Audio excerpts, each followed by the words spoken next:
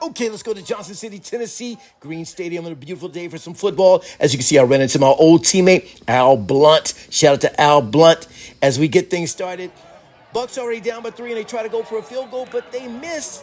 But that's okay because you got King, and he finds right outside with a nice out route. A.J. Johnson for a first down to keep the ball moving. And once again, he goes to A.J. Johnson again, and he gets another first down as indicated by Johnson. And it seems like, boy, they got things rolling. Of course, you got Devontae Houston keeping things rolling. He goes for another first down, and the band is getting the crowd hyped because the Bucks are coming on strong. So they hand it off to Houston, and Houston looks to go through the middle, but has no room. But his offensive line trying to push him forward, but he stopped.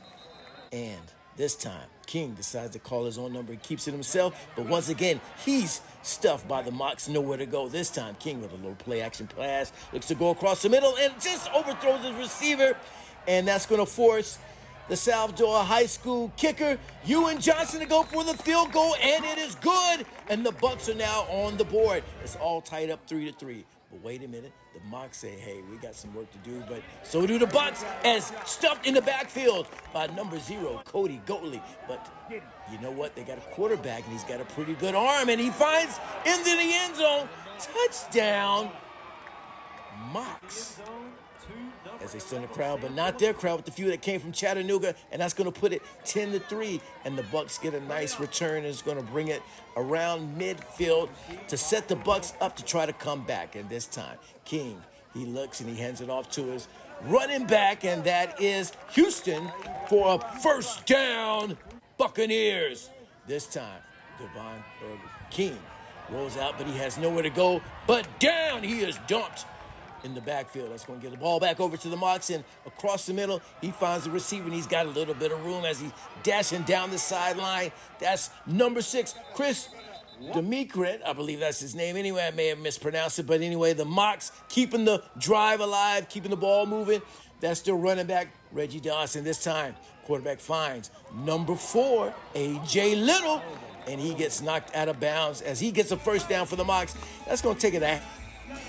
Coach has a little bit of talk, and as you can see, a little kiss to the crowd from the mascot. But anyway, the Mocs getting the ball into the red zone as they get knocked out of the red zone with a nice tackle. And you can see the dance team getting the grooves on for the Bucks as the great defense by the Bucks. But the Mocs trying to drive forward, but that defense is nasty. It's going to force the Mocs to have to kick a field goal, and it's up, and it's just left.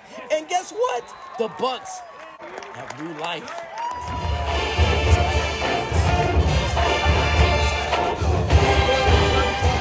Because the Bucks look like they got a chance, but new quarterback's in. That's number 6, Geno English, and he finds across the middle.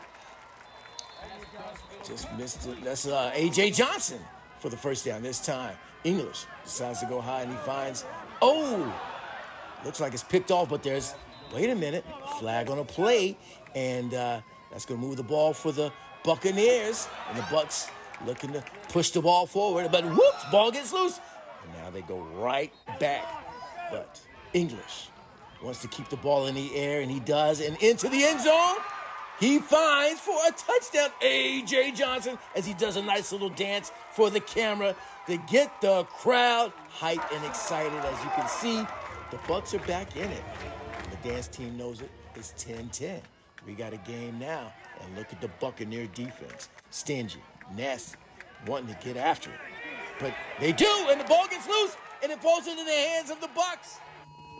Ray Cody ends up with the ball, and it looks like the Bucks had a chance, but they give the ball back over to the Mocs. As you can see, they get the ball moving. 3:07 left in the fourth quarter. We're all tied up, and the Mocs are on the move. They get a first down, and they keep the ball moving. But this time, the defense says not today as they try to get the ball back. But as you can see, ball gets loose, and it gets into the end zone, and the Buccaneers have it. And that's a big turnover for the Buccaneers. But guess what? They have to review it to make sure that it is a fumble. So let's look at it in slow motion. Ball gets loose, but they say his elbow was down before the ball fumbles into the end zone, and that means the Mocs are going to keep the ball Unfortunate for the Bucks. But anyway, the Mocs easily just walking in. I believe the Bucks decided to let them do that. So it gives them a little bit of time on the clock to try to come back. As you can see, only 43 seconds, down by 7. And they get a nice kick return. But unfortunately, they get pushed back because of a flag. So you see how deep they are. But English decides to go, and he finds a little out route. And the ball is just short of a first down. But this time, with just a little bit of time left, English goes high in the sky. And he almost gets an incredible catch by number 4. That's Hakeem Meggett. But anyway, one more time. High, but picked off by the Mocs. You know what? That's going to do it. Bucks fall 17-10.